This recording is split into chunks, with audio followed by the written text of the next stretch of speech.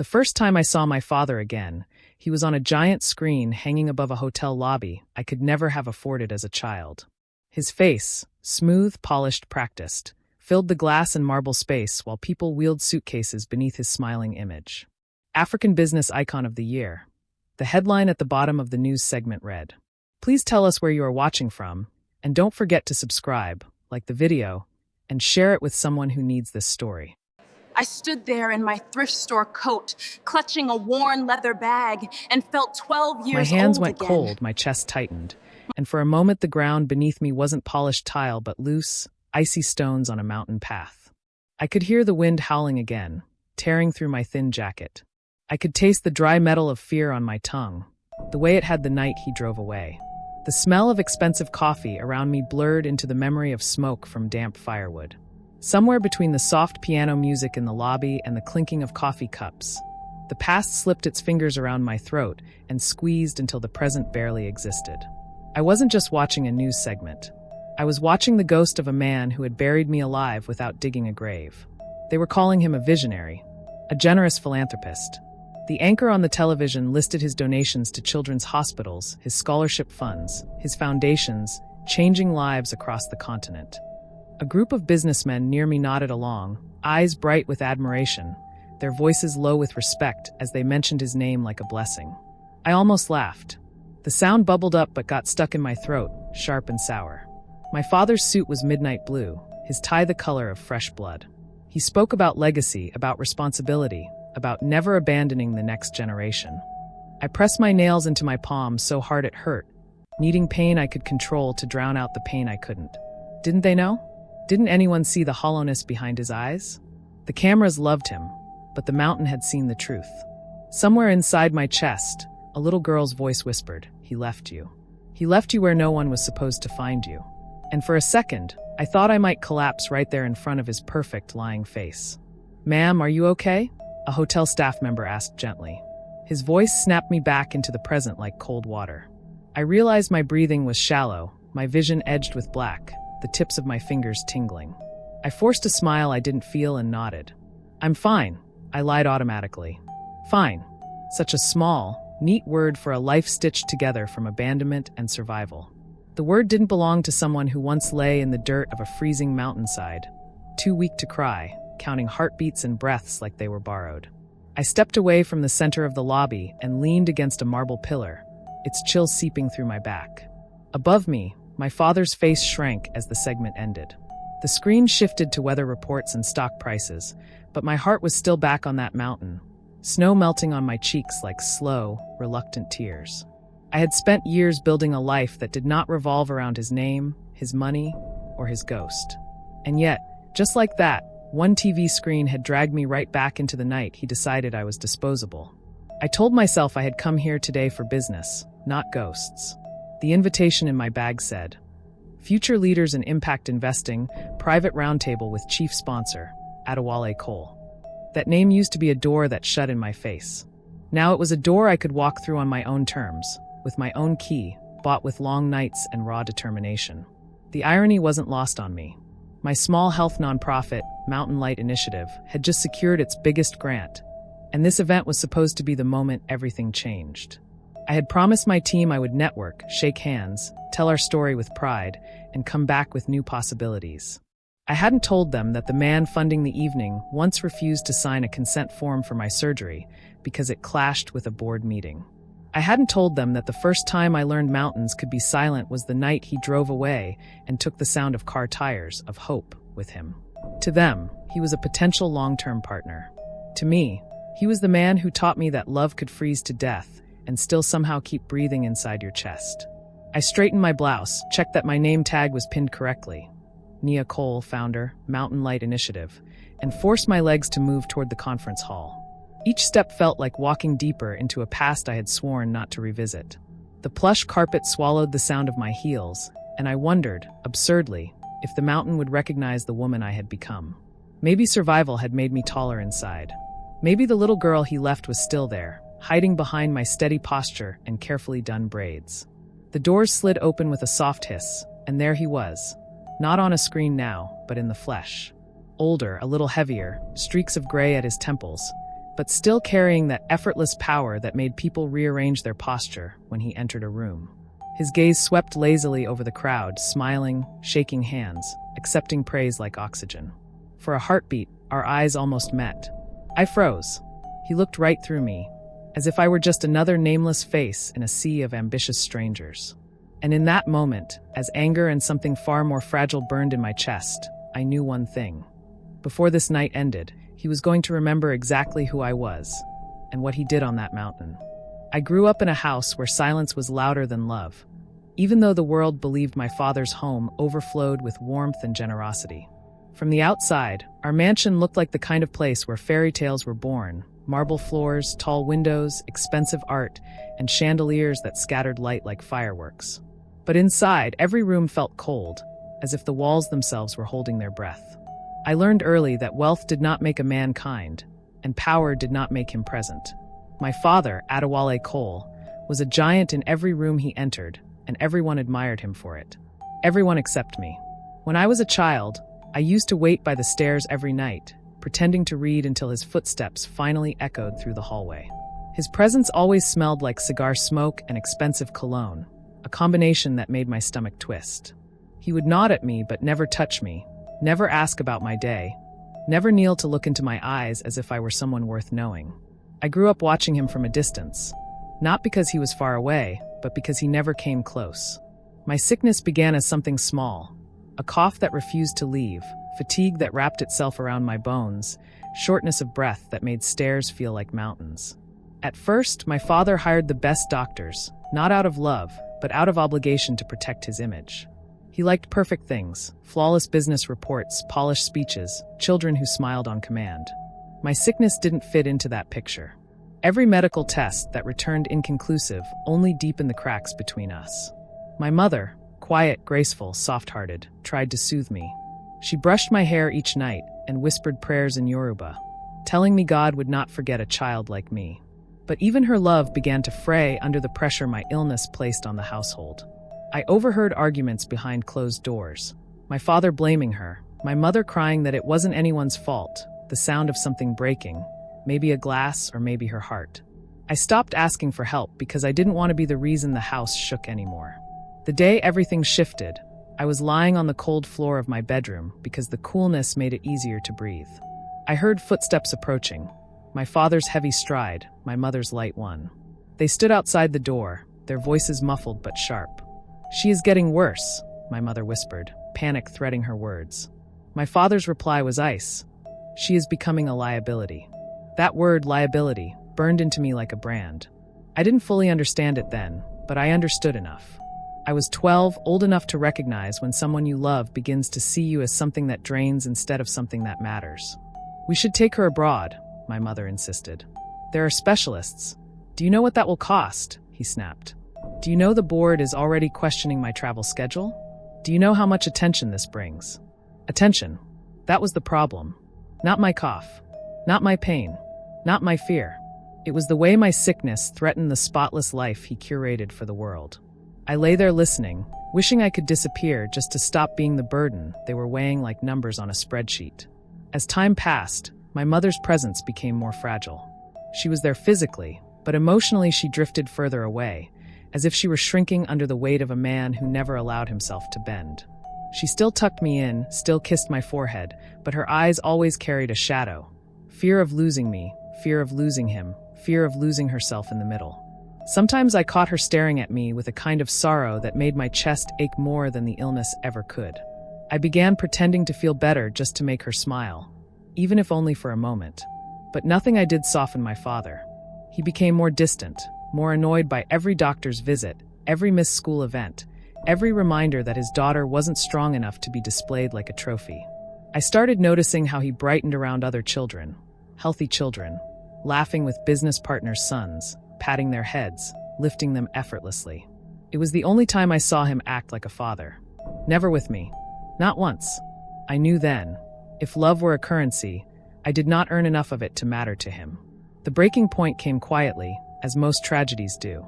One evening, I walked into his office to ask if he could sign a medical consent form for an urgent treatment. The doctor said it might help my breathing. My father didn't look up from his documents when he said, leave it on the table. But when the phone rang, a business call, he pushed the paper aside without reading it. We will deal with that later. Later never came. That night, my mother found me slumped by the stairs, barely conscious. She cried as she carried me to bed, whispering apologies I didn't understand. When my father finally appeared, his expression wasn't fear. It was irritation. "We cannot keep doing this," he muttered. "Something has to change." And something did change, but not in a way any child should experience. In his eyes, I was no longer Nia. I was a problem, a risk, a loose thread in his perfectly tailored life. That night, as I drifted between sleep and pain, I heard him telling someone on the phone that there was another solution for my condition. The words wrapped around my heart like a cold hand. I didn't know then what he meant, but I would soon. The mountains were waiting. I think the moment childhood truly ended for me wasn't marked by a birthday or a milestone, but by a look. One quiet, cutting look my father gave me across the dinner table. I had just finished coughing into my napkin, my chest burning as always, when his eyes flicked toward me with something colder than annoyance. It was disgust. Not loud or dramatic, just a brief tightening of his lips, a subtle shift in his posture, a silent calculation that told me I was becoming something he wished he could erase. I remember staring at my plate, afraid to breathe too loudly, afraid to cough again, afraid to exist in a way that reminded him I wasn't perfect. My mother reached for my hand under the table, squeezing gently, but even her touch felt shaky, like she was clinging to a version of our family that no longer existed. In that moment, I understood something bitter. Love can evaporate without warning, leaving behind a hollow shell of obligation and performance. And when love drains out, shame rushes in to fill the empty spaces. I began shrinking myself, smaller breaths, quieter footsteps, softer presence, hoping maybe if I became invisible, I could still belong somewhere in that house. The whispers began shortly after. Not from strangers, but from the people who worked in our home. Housekeepers, drivers, assistants who tried to hide their conversations, but never realized how sound carried through marble hallways. I heard them discussing my father's frustration, the countless hospital bills, the way business partners were beginning to ask uncomfortable questions about his weak-blooded daughter. That phrase cut deeper than any diagnosis ever had. I wasn't even Nia to them anymore. I was weak-blooded, flawed, a blemish on a spotless family portrait. One afternoon, while pretending to do homework, I heard my father snapping at a senior associate over the phone. "Do I look like a man who would raise a liability?" The silence that followed told me everything. The associate must have mentioned me. And the fact that my father didn't defend me, didn't even hesitate before distancing himself from me, made something inside me curl up in humiliation. It wasn't just sickness now. It was shame. I was the secret he wished he didn't have to keep. Every time I walked into a room and conversations abruptly stopped, I felt that shame settled deeper into my skin. Even my mother, fragile from exhaustion and emotional storms, began struggling under the weight of my illness. Sometimes I would catch her staring at me with a heartbreaking mix of love and fear, as if she knew she was losing me and losing her marriage at the same time. The house grew quieter, colder, stretched thin by tension. Arguments happened behind locked doors, muffled but unavoidable. I heard phrases I couldn't forget. "She's draining us. We cannot sustain this forever. Think of the company. Think of the optics." Optics. That was what my life had become, an inconvenience to an empire built on illusion. One night, I sat at the top of the stairs listening to them argue, my mother pleading for more time, my father insisting something had to be done. His voice sharp, hers trembling. I remember pressing my hand against my heart, not because it hurt physically, but because I suddenly realized I was the battlefield they were fighting on. And I was losing pieces of myself in every shouted word. But the moment that sealed my fate happened on a warm evening when the house smelled of citrus cleaner and loneliness. My father returned home from a charity gala, one where he had been praised for funding a children's cardiac wing. The irony didn't escape me. He found me sitting in the living room, wrapped in a blanket because the air conditioner often made me shiver. He didn't greet me. He didn't smile. He just stared at me for a long, uncomfortable moment, his jaw tight, his eyes narrowed as if he were studying a problem he couldn't quite solve. Then he said quietly, almost to himself, "This cannot continue." I didn't know what he meant, but fear slid down my spine like cold water. He wasn't speaking as a father. He was speaking as a man cornered by his own choices, looking for a way out. I tried to ask what was wrong, but he cut me off with a dismissive wave. Go to bed, Nia. His voice was flat, hollow, emptied of anything resembling affection. I obeyed because I didn't know what else to do. But as I climbed the stairs, I heard him call someone and say the words that would haunt me for years. Make the arrangements. She cannot stay here. After that night, everything changed faster than I could understand. My mother became nervous and jittery, hovering around me as if she were trying to protect me from something she couldn't name out loud.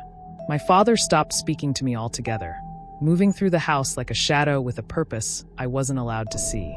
Rooms I once felt safe in suddenly felt hostile, as though the walls themselves knew what was coming.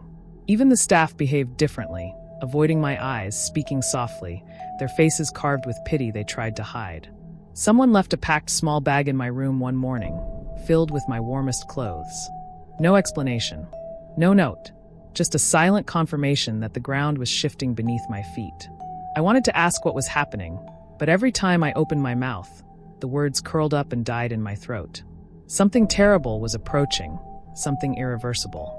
And deep down, in the quiet ache of my chest, I sensed that my father had already decided I didn't belong in his life. The only question left was, where did he intend to put me? I didn't know it at the time, but the walls of our home had already started holding secrets, heavy, dangerous ones whispered behind closed doors.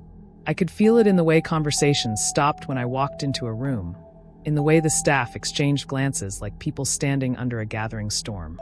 My father's footsteps became sharper, more decisive, as if he had made a choice and was now moving toward it with cold precision. My mother, however, moved like a ghost, her eyes swollen from nights of silent crying, her hands trembling when she brushed my hair. Something in her had cracked, but she kept trying to hold herself together long enough to shield me from whatever decision my father had made. But the truth has a way of leaking through even the tightest cracks.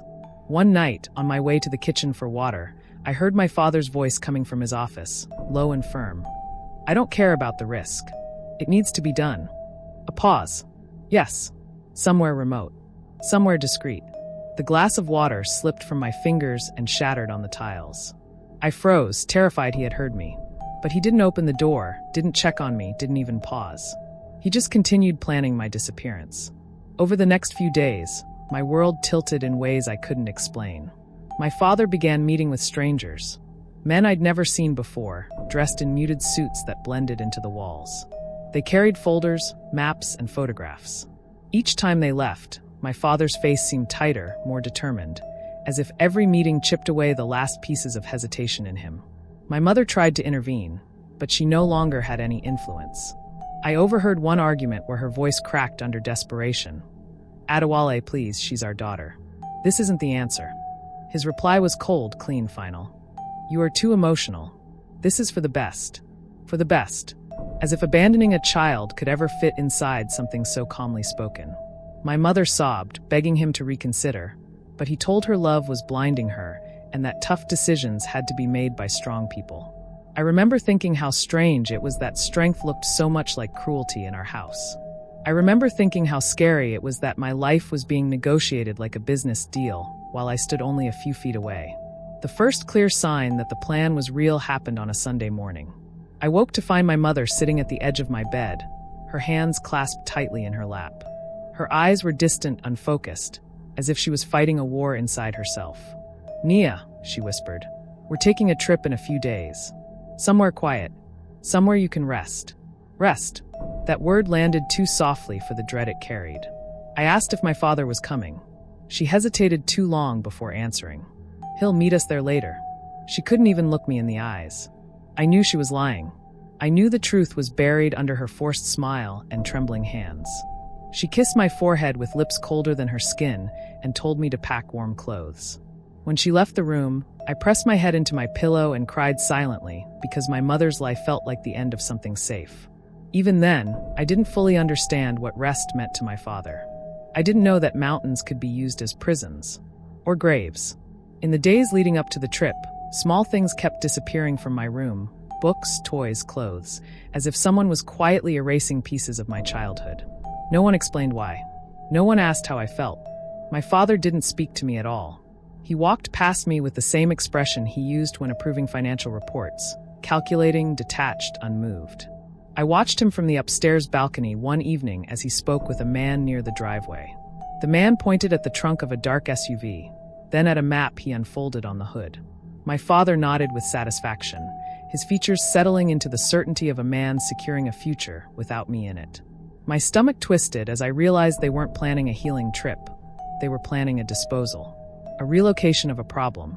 I felt small, powerless, like a fragile object being prepared for storage somewhere far from sight. That night I clung to my mother's hand and asked, "Will I come back home?" She inhaled sharply, her breath breaking halfway. "Of course," she said too quickly, too brightly. But when I asked again, she looked away. And that silence was the answer. The night before we left, I overheard the final piece of the plan. My father was on the phone, his tone calm, almost relieved. "She won't survive long in that climate," he said. "Her condition will take care of the rest." My breath caught in my throat. I stood frozen in the hallway, my hands shaking violently. He wasn't just sending me away. He was counting on the mountains to finish what he didn't have the courage to do openly. I backed away slowly, the edges of the hallway blurring as if my body no longer belonged to me. That night, my mother slept beside me, holding me as if her arms alone could keep me alive. She cried into my hair, murmuring apologies she couldn't explain. I didn't ask any more questions. I already knew the truth. I was being taken somewhere to disappear. The plan was already in motion, and the next sunrise would carry me toward a fate no child should ever face. In the quiet darkness, with my mother's tears soaking my pillow, I realized something I had never admitted before. My father didn't want a daughter. He wanted an image, and I had become the flaw he was desperate to erase. The morning we left felt wrong from the moment I opened my eyes. The house was too quiet, the air too heavy, and even the sun seemed reluctant to rise. My mother helped me dress in layers, 2 sweaters, a coat, thick socks, her fingers shaking so much she kept buttoning things crookedly. She didn't fix them. She just kept touching my shoulders as if memorizing the shape of me. My father didn't come upstairs to say goodbye. He didn't even pretend. When we stepped outside, the SUV waiting in the driveway looked unfamiliar, darker than any of our usual cars, its windows tinted so deep they swallowed the morning light. 2 men I had never seen before stood near it, stiff as stone, their faces unreadable. My mother squeezed my hand and whispered, "Everything will be okay," but her voice cracked in the middle, and the words fell apart before they reached my heart. I climbed into the back seat and watched the house, the only home I had ever known, fade behind us. I didn't know then that I would never walk through its doors again. I only knew the air tasted different, as if the world itself was holding its breath for what was about to happen. The drive grew colder as we left the city behind. Glass buildings and bustling roads gave way to long, winding stretches of emptiness. My mother kept glancing at me, her hand hovering near mine, but never quite settling there. She tried to smile when I caught her looking, but her eyes were red, swollen, tired. The men in the front spoke quietly into their radios, their voices blending with the hum of the engine. I kept asking where we were going, but she only said, "Somewhere peaceful, somewhere to help you heal." Yet every mile we traveled made my chest tighten, not from sickness, but from a fear I couldn't name out loud. When the city disappeared entirely and the mountains began rising like giants on the horizon, something inside me began to shake. The peaks were sharp, unforgiving, covered in layers of snow that glittered cruelly under the pale sun. I pressed my forehead to the window and watched the world turn wild and distant. The road narrowed, climbed, and twisted into silence. Even the SUV seemed to struggle against the steep incline, groaning with effort. I felt so small then, small enough for someone powerful to decide my fate without ever asking what I wanted. Hours later, we arrived at a small clearing near a rundown cabin. Smoke curled weakly from its chimney, and a thin elderly man stood outside, leaning on a wooden staff. He nodded respectfully at my mother, as if he already knew who we were and why we had come. The air was so thin my breath came out in short gasps, each one leaving a trace of frost. My mother opened the door for me, her hands trembling as she helped me step out onto the icy ground. The cold pierced through my coat in seconds, sharp and biting, making my lungs tighten painfully. I could feel my heartbeat echoing in my ears. My mother knelt in front of me, cupped my face, and whispered, "You're strong, Nia. You always have been." Her tears fell onto my cheeks and froze instantly. She kissed my forehead over and over, each kiss more desperate than the last. But the men were already unloading the car, carrying my small bag toward the cabin. And then one of them handed my father's signature to the old man, a folded document tied with a string. That was when I understood. Everything had been arranged long before today. My mother tried to stay with me at the cabin, but one of the men murmured something to her, too low for me to hear, and she crumpled, shaking her head violently. "No, please. Let me stay with her. She's my daughter," she begged, her voice raw, stripped of dignity. But they kept urging her toward the car, their hands firm but not cruel, as though they were following orders they could not disobey. She clung to me until they physically pulled her away, her cries echoing across the mountains. "I'll come back for you. I promise. I promise," she screamed. But even at 12, I recognized a promise made out of helplessness, not certainty. I tried to run after her, but my legs felt weak, and the cold wind pushed me backward. She reached out of the car window as they drove away, her hand stretching until the distance snapped it from view. I stood there watching the taillights fade, swallowed by white fog and winding cliffs, until the world felt empty around me. I didn't realize I was crying until my tears turned to frost on my cheeks. For the first time, I felt truly, terrifyingly alone. When the SUV disappeared completely, the old man motioned for me to follow him into the cabin. I hesitated, glancing down the road as if my mother would suddenly return, breathless and determined. She didn't. Inside the cabin, the air was warmer but smelled of damp wood and something metallic. A small fire crackled weakly in the hearth, its flame too small to chase away the chill settling into my bones. The old man spoke very little, offering me a thin blanket and a chair near the fire. "This is a quiet place," he said, his voice rough but not unkind.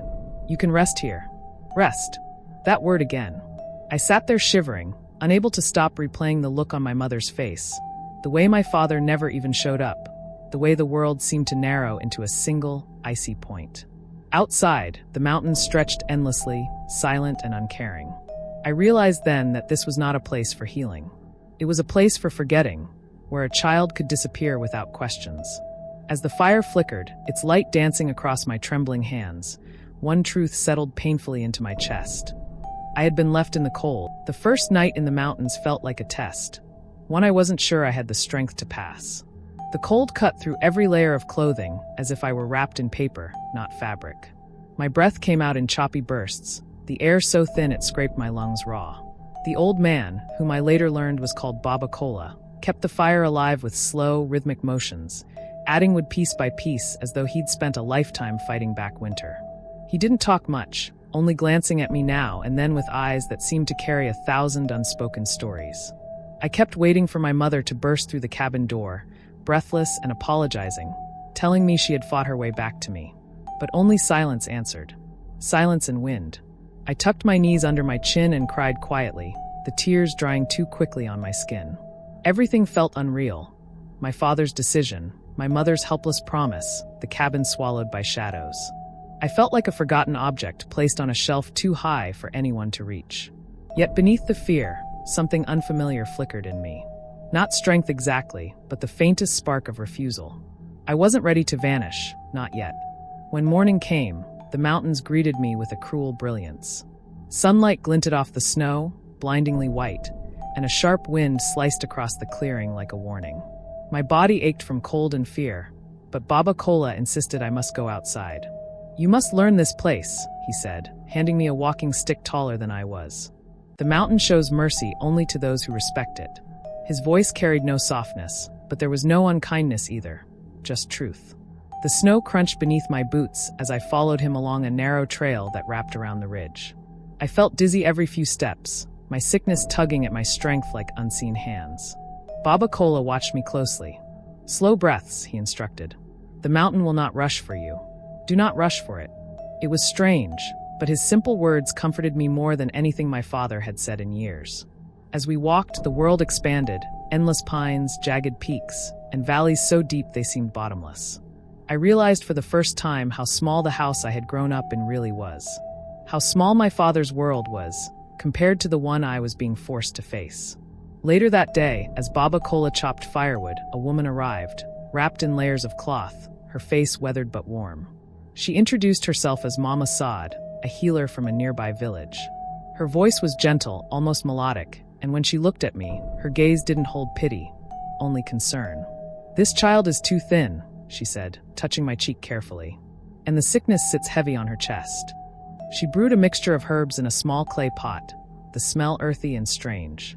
It tasted bitter, but it warmed me from the inside, loosening the tightness in my lungs. She asked who had brought me to the mountains.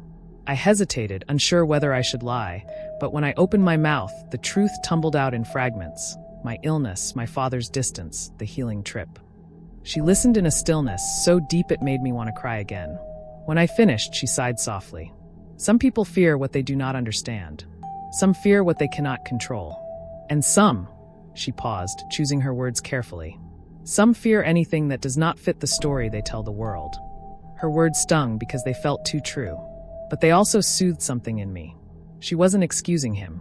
She was naming the wound. Naming always makes pain feel less invisible. As days passed, survival became routine. Not easier, but familiar. My body slowly adjusted to the cold, though every morning I still woke up with trembling limbs. Baba Cola taught me how to stack wood so it burned long through the night. Mama Saad brought fresh herbs, a wool scarf she had woven, and stories to distract me from the ache of missing my mother. She told tales of girls who survived storms, boys who outran fate, and orphans who became leaders. At first, I thought she was trying to cheer me up, but eventually I understood she was offering me something deeper, a lens through which I could rewrite myself. She didn't say it outright, but every story whispered the same message. You are not finished yet. One afternoon, when I felt lightheaded and sank into the snow, she rushed to me and rubbed my back until my breath steadied. You must keep fighting, she murmured. Your life is not a mistake, even if someone else failed to see its value. I didn't respond. I couldn't, but her words burrowed into me like seeds waiting for spring. The nights were the hardest. Wind battered the cabin walls, and shadows danced in corners that felt too close. Some nights I woke choking from my illness. Other nights I woke crying from dreams of my father's cold gaze or my mother's fading silhouette. But with each sunrise, something shifted inside me.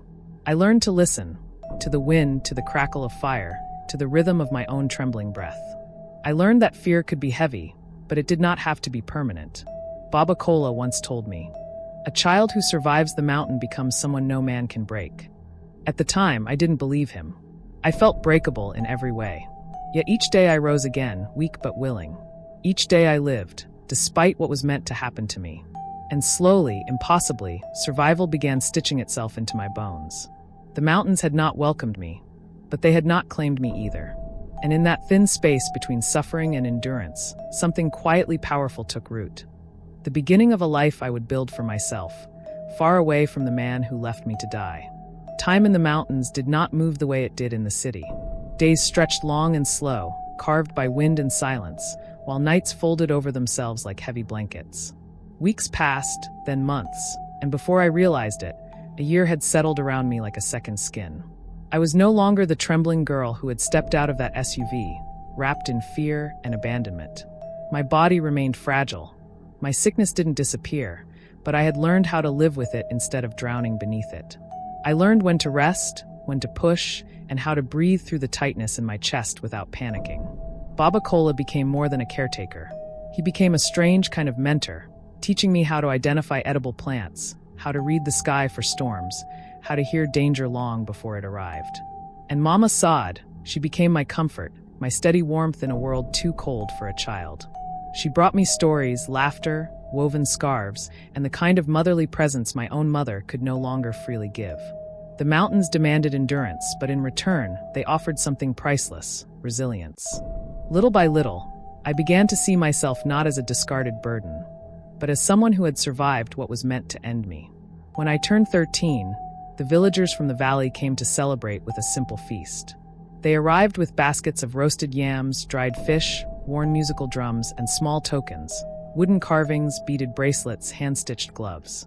They treated me not like an outsider, but like one of their own. The celebration felt strange at first. I had spent so long believing that my existence was an inconvenience that I didn't know how to accept kindness without bracing for its withdrawal. But that night, under a sky so full of stars it looked like God had scattered diamonds across black velvet, I felt something loosen inside me. When they sang my name, I cried, not from sadness, but from the shock of being held in community. I learned that family did not have to share your blood. Sometimes it was simply a circle of people who refused to let you fall alone. After the feast, Mama Saad pressed her hands to my cheeks and whispered, "You are chosen for life, Nia, not destruction." I wasn't sure if I believed her then, but her words became a seed that slowly grew roots inside my chest. As years passed, I began helping in the village whenever my strength allowed it, fetching water from the stream, helping the younger children with reading, sorting herbs for the healers. Sometimes, the villagers would ask how I ended up in the mountains, but Baba Kola always shook his head subtly, and they would let the question fade. They respected boundaries in ways my father never did. But even as I found a place among them, the memory of my old life tugged at me in quiet moments. The scent of my mother's perfume, the marble floors under my bare feet, the way my father's shadow seemed to swallow entire rooms. I tried to bury those memories, but trauma has a way of living inside the body long after the mind tries to forget. Some nights, I still woke gasping, my dreams full of headlights disappearing into the fog. Yet each time, Mama Saad would place a warm cloth on my forehead and remind me, "What left you is not your fault. What stays with you, strength, breath, hope, is your gift." Slowly, healing wasn't just a possibility. It was a process I was learning to trust. By the time I turned 15, I could feel a different kind of restlessness growing within me. The mountains had taught me strength, but they were never meant to be my world forever. My mind stretched beyond the ridges and valleys. I wanted to learn, to study, to prove to myself that the life I had lost could be rebuilt in another form. It was Mama Saad who first noticed the shift. "Your eyes are changing," she told me one morning as I helped her grind herbs. "They see farther now." When I asked her what she meant, she only smiled. A week later, she returned with a stack of donated school books. English grammar, mathematics, biology, history. All worn at the edges, but full of possibility. "If the world took a future from you," she said, "then you will build a new one." I devoured those books like they were lifelines.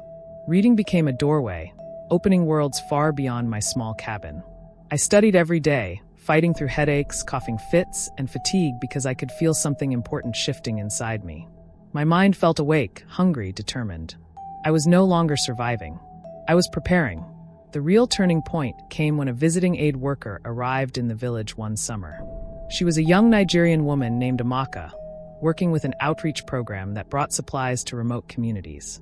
When she saw me helping to distribute blankets, she asked how old I was, where I came from, and why a girl my age wasn't in school.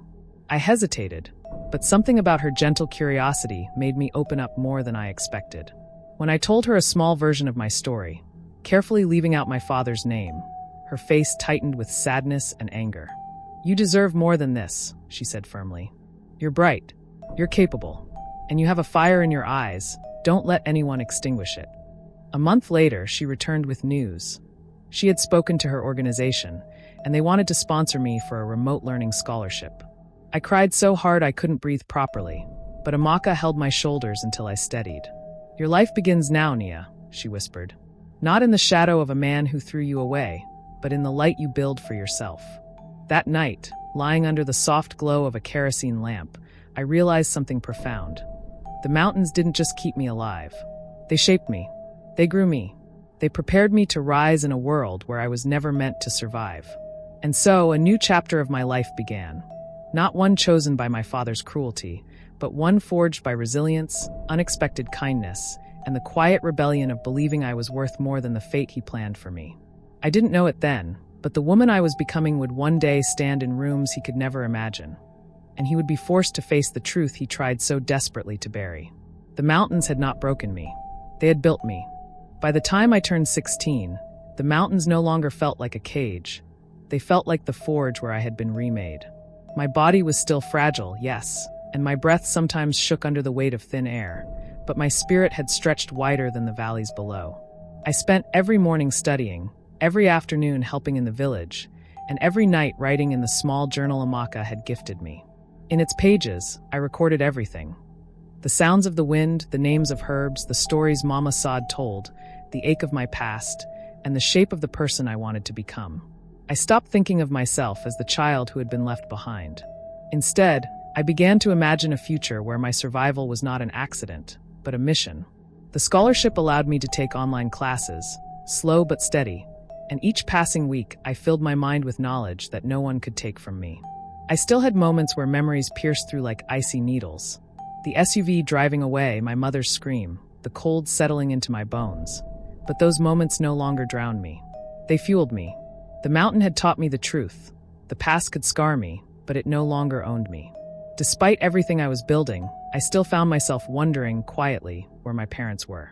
Were they searching for me? Did they assume I had died? Did my mother think of me every night the way I thought of her? Those questions haunted me in the soft hours before dawn, when the world felt too quiet and too honest. Sometimes I imagined my father sitting in his office, signing contracts with the same hands that had signed my disappearance. I imagined him speaking at charity events, smiling for cameras, all while telling himself a lie big enough to bury me. And yet, I didn't hate him the way I expected to. Hate takes energy, and my survival demanded all of mine. Instead, I felt a dull, heavy sorrow, like mourning someone who was still alive. A man who had chosen an image over his own daughter. A man who feared imperfection more than he valued breath. I promised myself something then. If I ever touched success, I would never become the kind of person who discarded human beings because they didn't fit a narrative. I would build a life on truth, even if it hurt.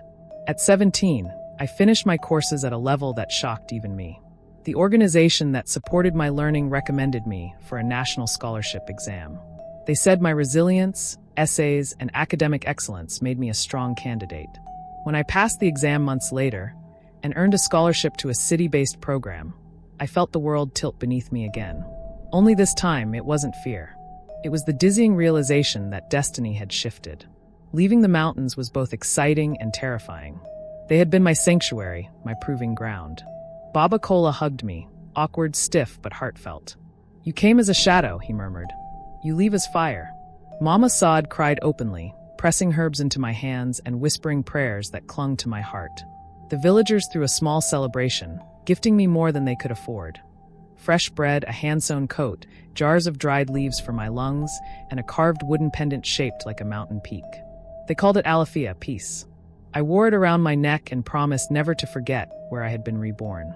When I reached the city again, it felt like stepping into another universe. Noise, movement, lights that never dimmed, people rushing as though racing time itself. I kept my shoulders squared, repeating Baba Cola's words in my mind, fire. I learned quickly how to navigate public transport, how to register for classes, how to manage my health with clinics that asked fewer questions. I worked part-time for a Makas organization, telling sanitized versions of my story to raise awareness for rural health programs. I didn't mention my father, but I described the fear of being abandoned by those who were supposed to protect me. My voice shook the first time I spoke, but by the 10th talk, people were asking if I had ever considered starting my own initiative. That thought terrified me at first. Who was I to lead? I was still the girl the mountains tried to swallow. But then again, I survived, didn't I? And survival is its own credential. So at 19, I founded Mountain Light Initiative, a small program aimed at providing medical support to children in remote communities. The name felt right.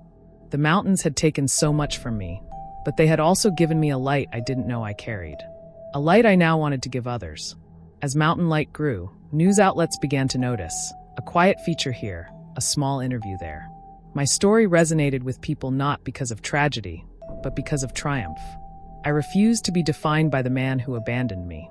I insisted on being defined by the path I built afterward. But fate has a strange way of looping back to the beginning just when you least expect it. One morning, during a radio segment where I talked about improving healthcare access for rural children, the host asked me about my inspiration. For the first time, I briefly mentioned being abandoned due to illness, not naming names, not revealing details, just speaking truth wrapped in caution. The interview went viral. Messages flooded in. Support poured from everywhere. And somewhere in a mansion filled with silence and secrets, a man recognized my voice. A man who had once chosen the mountains over his daughter. A man who now realized the daughter he left to die was alive, thriving, and changing the world without his name. That was the day everything shifted again. The day the past began chasing me, not through nightmares, but through headlines and whispers. The day the man who erased me discovered the world was remembering me anyway. The day the story I had built with strength and survival became a mirror he could no longer avoid. And while I didn't know it yet, that realization was the beginning of his unraveling. The beginning of the moment life would force him to face the truth he buried in snow. The moment the radio interview spread online, everything in my life shifted like loose stones under my feet. At first, I didn't understand the magnitude of what I had done by speaking a small piece of truth aloud. I had been careful, no names, no dates, no locations. Just a quiet confession of a girl once abandoned because her illness made her inconvenient. But people heard more than words, they heard wounds. They heard resilience. They heard a story that felt too familiar for too many. My inbox overflowed with messages from strangers thanking me for giving voice to a pain they had buried. Journalists reached out asking for interviews. Organizations requested partnerships. For the first time, the world wasn't seeing the fragile, sick girl my father discarded. They were seeing the woman I had fought to become. But deeper than the attention, something else stirred. Because somewhere in a high-rise office overlooking Lagos, polished floors, glass walls, the scent of wealth and ambition, my father heard that same interview. And his world, built carefully on silence and curated stories, began to tremble. Not because I accused him publicly, but because the voice he heard was unmistakable. The mountain hadn't buried me. I had climbed out loud enough for him to finally hear me. I didn't know he had heard the interview until days later, when a message appeared in my organization's inbox. Simple, cold, formal. Request for a private meeting. Urgent. Personal. It came from one of the Cole Corporation's senior executives, someone I remembered faintly as my father's right hand. My stomach dropped. My hands went cold. For hours, I stared at the email, unable to move. I knew the truth without needing confirmation. My father wanted answers. Not out of love, he had abandoned that option long ago, but out of fear.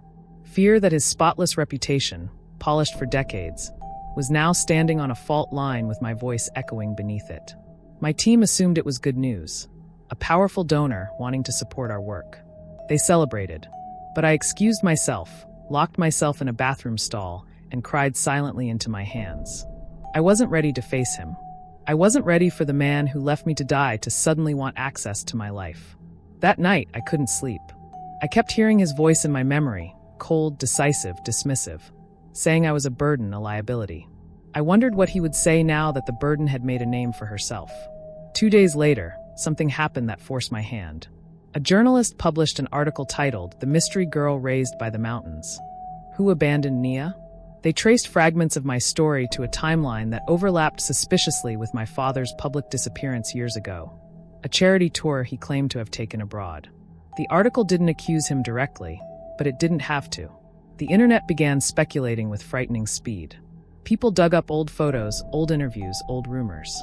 Questions flooded social media. Why had no one ever seen his daughter? Why was she never mentioned? Where had she been all these years? My story was no longer mine alone. It had become a mirror the world was holding up to a man who had spent his entire life avoiding reflections. And as the noise grew louder, I realized something painful but liberating. Avoiding him would not protect me anymore. I had to face him, not as the trembling child he abandoned, but as the woman I had fought to become. That night, I wrote a simple email agreeing to the meeting. My hands trembled, but my voice, when I finally spoke it aloud, did not. The meeting was arranged at a private lounge in an upscale hotel, one surrounded by quiet lighting and muted walls that swallowed sound. When I walked in, dressed in a navy blue suit I had bought with my first paycheck, I felt the mountain pendant warm against my chest. I reminded myself to breathe, to stand tall, to remember who I was now. My father was already there, sitting at the far end of the room. The sight of him hit me harder than I expected. He looked older, much older, than the last time I had seen him on that distant morning when the SUV drove away. His once black hair now carried streaks of silver. His posture, once rigid with confidence, sagged slightly as though the world had started pressing down on him. When his eyes lifted and met mine, something flickered there, recognition, shock, maybe even guilt. He opened his mouth, but no sound came out. I watched him struggle to form my name, the same name he once erased. "Nia," he finally whispered, and for the first time in my life, he looked small. Not me, him. We sat across from each other in a silence so deep it felt like another person in the room. My heart pounded, but my voice remained steady when I spoke first. "You wanted to see me." He flinched, a small, involuntary movement, and nodded. "I didn't know you were alive." His voice cracked, not with emotion but with disbelief. The program I arranged, they told me. I cut him off gently but firmly. "They told you I wouldn't make it." He closed his eyes, and for a moment, I thought he might break right there. But when he spoke again, his words were thin, defensive. "I made a mistake. A bitter laugh escaped me before I could stop it. A mistake is forgetting a meeting.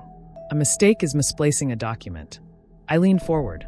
Abandoning your child in the mountains to die is not a mistake. It's a choice. He swallowed hard, his hands trembling slightly. I was under pressure. The company, my reputation, everything was falling apart. I didn't know how to handle your illness. His excuses floated between us like smoke, visible but empty. And for the first time, I didn't feel broken hearing them. I felt done, completely done. But the moment that truly shattered him came unexpectedly. He reached into his coat pocket and pulled out an old photograph. One of me, at maybe 5 years old, smiling with missing teeth. He held it as though it weighed more than gold. I kept this, he whispered, even when I tried to forget everything else. Something inside me twisted painfully, but it wasn't longing. It was clarity. He had kept a memory, but not the child. He had held on to a picture, but not a life. I stood slowly, letting the silence settle. I'm not here for closure, I said. I don't need anything from you. I built my life without your name, because your name was the thing that nearly ended me. His eyes filled with something. Fear, guilt, grief, I couldn't tell. But I saw the moment the truth finally broke him. The moment he realized I had become someone he could no longer claim. Someone he no longer had the right to call daughter. Someone who had risen without him and would continue rising despite him. And as I walked out of that room, leaving him alone with the truth he had avoided for years, I understood the real reason he looked so shattered. Not because I survived, but because I no longer needed him to. When I agreed to meet my father a second time, this time at a public charity summit where I had been invited to speak, I thought I was prepared. I had faced him once already and survived the weight of his guilt, the hollow excuses, the way he tried to assemble love from the broken pieces he'd kept hidden for years. But nothing truly prepares you for standing in the same room with the person who shaped the darkest parts of your childhood, the person whose choices carved your scars. I walked into the grand hall wearing a simple white dress and the wooden mountain pendant against my chest. Cameras flashed, voices murmured, reporters hovered like bees around honey. Mountain Light Initiative had just been nominated for a humanitarian award, and I was scheduled to give a keynote speech about healthcare access for rural children. I should have been nervous, but instead I felt steady in a way the mountains had taught me to be. Then I saw him. My father stood near the front row, dressed in a charcoal suit, looking smaller than the room around him. When our eyes met, a hush rippled through him, like someone had knocked the air out of his chest. For the first time, I saw fear in the eyes of a man who used to fear nothing. I stepped onto the stage when they called my name, light cascading around me as though the universe itself wanted this moment illuminated. My father watched me with a mixture of awe and dread, his hands clasped tightly as if they were the only things holding him together. I began my speech with statistics, child mortality rates, the neglect of rural communities, the failures in the healthcare system. But beneath the data flowed something deeper, my truth. I stand here today, I said, my voice even, not because I was born into privilege, but because I survived a world where privilege chose to abandon me. A ripple went through the audience. My father flinched in his seat. I didn't name him. I didn't need to. The story carried a gravity that pulled every ear closer. Some children, I continued, are not lost because circumstances failed them. They are lost because someone decided their lives were too inconvenient to protect. At this point, a journalist in the crowd gasped softly. My father lowered his head, his shoulders trembling. I pressed on, not out of vengeance, but out of purpose. I was once one of those children, left where no help could find me. But I stand here today because strangers, people with nothing, chose to do what the people with everything refused to do. They saved me. When the applause erupted, I barely heard it. My heartbeat drowned out everything except the sight of my father rising slowly from his seat, his face pale, his breath uneven. Something was unraveling inside him. The truth, spoken publicly, even without his name, was peeling away the armor he had worn for decades. When the event concluded, I stepped down from the stage to greet donors and journalists, but I felt him approaching before I turned. His steps were shaky, each one sounding like a plea. "Nia," he rasped, "please talk to me." I faced him, and for a moment we simply stared at each other. Him trembling like a man haunted by his own ghost, me steady like the mountains that raised me. He reached for my hand, but I stepped back. His fingers froze midair. "I know I cannot undo what I did," he whispered, voice breaking in a way I had never heard before. But I am begging you, let me explain. Let me try, I interrupted gently. Explain what exactly? That I was easier to abandon than to love? That your reputation mattered more than my life? His face crumpled, grief carving lines deeper than age ever could. People nearby pretended not to stare, but I could feel the weight of their silence. He sank into a chair as though his legs could no longer hold him. You don't understand, he choked out. I lived with the guilt every day. I convinced myself you died quickly. That it was kinder that way. My breath caught, not from shock, but from the sadness of realizing he had built an entire fantasy to escape accountability. But when I heard your voice on the radio, he continued, tears streaming openly, I felt something inside me shatter. I knew it was you. I knew I had failed at the one thing a father is meant to do. He covered his face with both hands, sobbing into his palms. For a long moment, I simply watched him, the powerful billionaire, now reduced to a trembling man drowning in remorse. If I had been the girl he abandoned, I might have felt compassion. But I was no longer her. I was someone forged by survival, shaped by strangers who loved me better than he ever had. I knelt slightly so he would hear me clearly, my voice soft but unwavering. You didn't fail at being a father, I said. You refused to be one. His sobs deepened. And that refusal, I added, is yours to live with, not mine.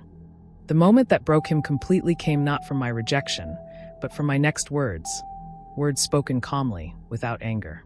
I forgive you. His head snapped up, eyes swollen, breath catching. But forgiveness, I continued, is not an invitation. It is a release. I forgive you so that I don't have to carry you anymore.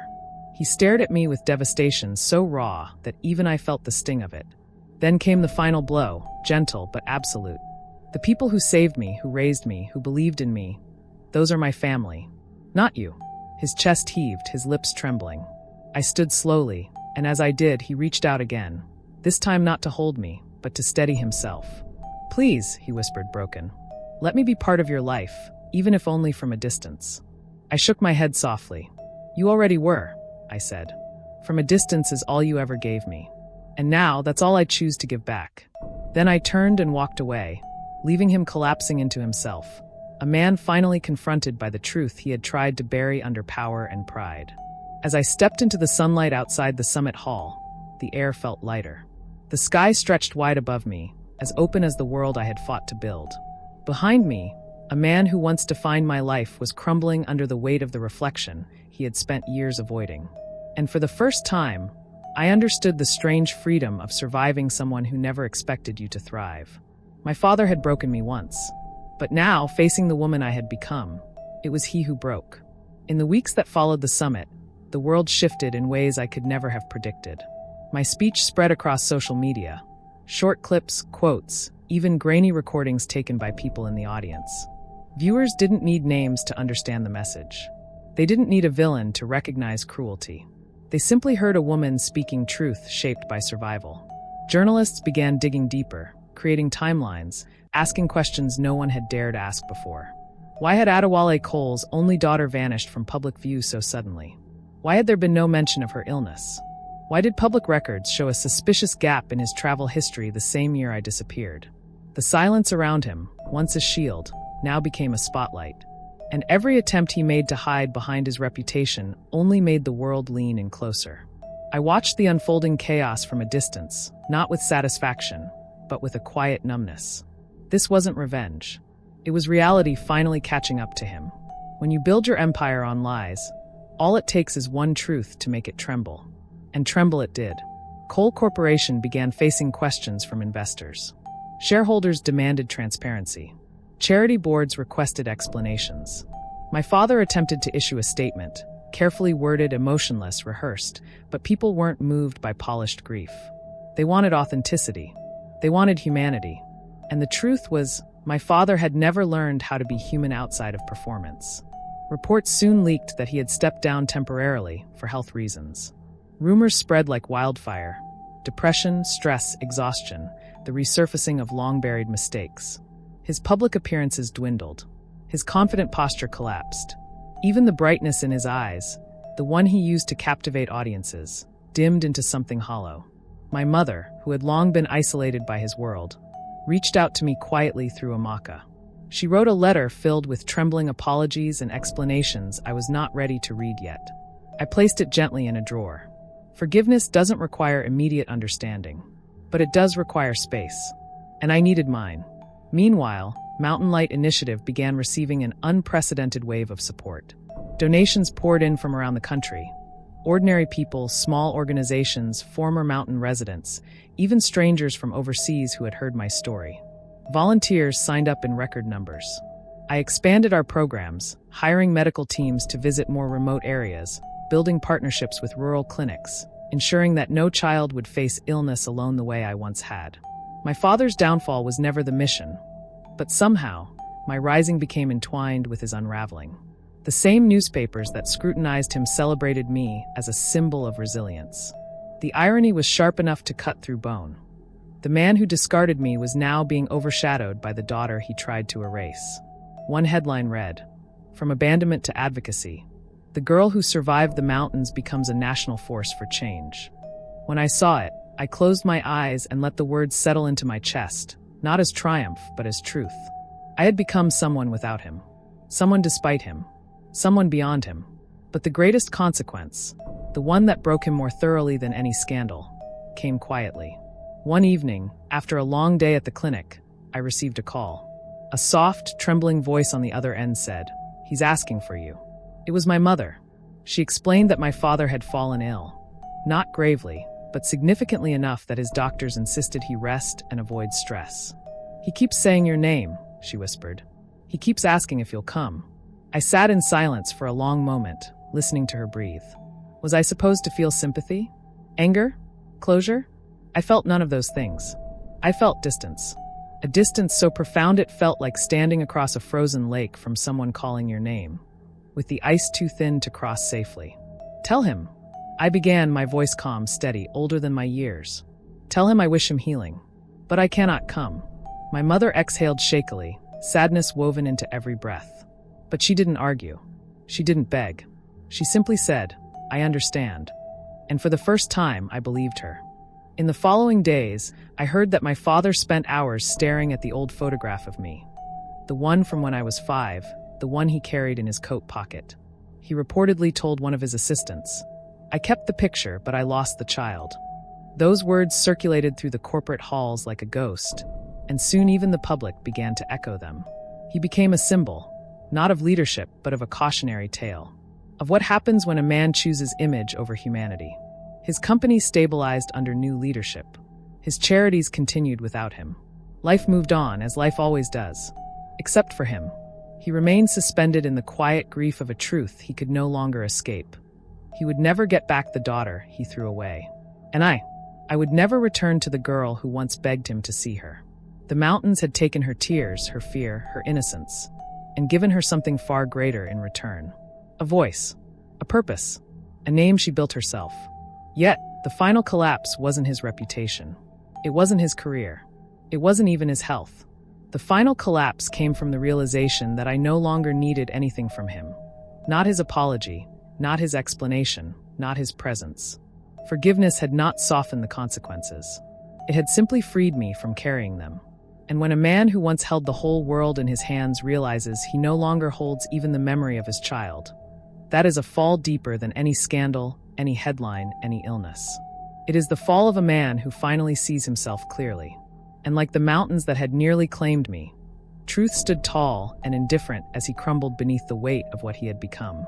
Standing at the edge of everything I had survived, I often found myself returning, if only in memory, to the place where my life was meant to end. The mountains, the cold, the silence, the snow that clung to my lashes like tiny ghosts. I used to believe those memories were scars I'd carry forever, reminders of abandonment and fear. But as the years passed and the work of Mountain Light grew, those same memories shifted shape. They were no longer chains. They became roots. Not roots that held me down, but roots that anchored me, reminding me of who I had been, who I had become, and who I was still allowed to be. People often asked how I found the strength to build an organization out of suffering, how I learned to smile after being discarded. The truth was simple. I didn't survive in spite of what happened.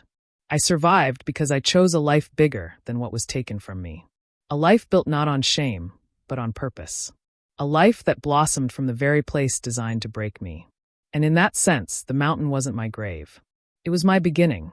I returned one final time, years after my meeting with my father, long after the media had quieted and the world had moved on to new stories. I needed to see it as a woman, not as the child who had been left behind. Baba Cola's cabin stood in the same clearing, weathered but sturdy, smoke rising from the chimney just as it had all those years ago. He greeted me with the same gruff tenderness, though age had slowed his steps. Mama Saad embraced me tightly, her tears warm against my cheek. The village children, many of whom had been newborns or toddlers when I left, ran around me laughing, tugging at my arms, asking if I had really lived among the clouds. I spent the day walking the old paths, breathing the sharp air, remembering the girl who once believed she would die here. When the sun dipped behind the peaks, casting gold across the snow, I realized something quietly profound. The mountains hadn't changed. I had. The place that once felt like an ending now felt like home. Not because it was gentle, but because it was honest. The truth of who I was, every fracture, every triumph, was carved into its ridges. And the woman walking those paths no longer feared the cold. Back in the city, life settled into a rhythm shaped by purpose. Mountain Light Initiative expanded into multiple regions, partnering with hospitals, training local health volunteers, and creating mobile clinics that traveled to some of the most remote communities in the country. I hired staff who believed in children no one else saw. I stood in rooms with policymakers, arguing for healthcare reform with a voice sharpened by lived experience. I became, in essence, the advocate the child version of me had desperately needed. But even as the organization grew and accolades came, awards, recognition, features in international publications, I never let the spotlight become my compass. Fame had nearly destroyed my father. I refused to let it distort me. Instead, I measured my success in quieter victories. A child whose breathing finally steadied after receiving medicine. A mother who no longer feared losing her baby because we reached her village in time. A little girl who clutched my hand and said, "Thank you for seeing us." Those were the moments that mattered. Those were the moments that kept me grounded. As for my father, time did what no confrontation ever could. It softened him. It humbled him. It forced him to face the man he had been. He never tried to reclaim me again. He never showed up uninvited or pushed for redemption. Instead, he lived quietly through the remainder of his years, supporting charities anonymously, visiting remote health centers, volunteering his time where no cameras would ever follow. My mother and I rebuilt something tender. Not the bond we once had, but a new one shaped by honesty rather than fear. When she asked if I would ever see him again, I always gave the same answer. I don't need to. And that was enough for her. When he passed, she sent me a letter. No expectations, no pressure. Just a message saying he left a request for his ashes to be scattered near the mountain ridge. I fulfilled his request, not out of obligation, but out of a sense of closure. The wind carried the last pieces of him across the snow, and with it, the final remnants of the pain he caused. It didn't erase the past, but it released the weight of it. And release, I learned, is its own kind of healing. Now, when I look at my life, I see a tapestry woven from contradictions. Pain and resilience, abandonment and community, fear and courage. I see a girl who was meant to disappear and a woman who chose to be unignorable. I see the mountains that nearly claimed my breath and the purpose that now fills my lungs. Most of all, I see a future I built myself, brick by brick, truth by truth, breath by breath. A future where I choose love that doesn't hurt, family that doesn't abandon, and work that heals rather than destroys. I don't need my father's name. I don't need his legacy. I carry my own now, one shaped by survival, service, and the unshakable belief that no child should be discarded because they are difficult to love. My story began in the cold, in silence, in fear. But it did not end there. It grew beyond the mountains, beyond my past, beyond every expectation of what a broken girl could become. And as I stand here today, I ask you, whoever you are, wherever you're listening, remember this. Where you begin does not determine where you rise. Before you go, tell me in the comments, what lesson did you take from my story? And don't forget to subscribe, like the video, and share it with someone who needs this story.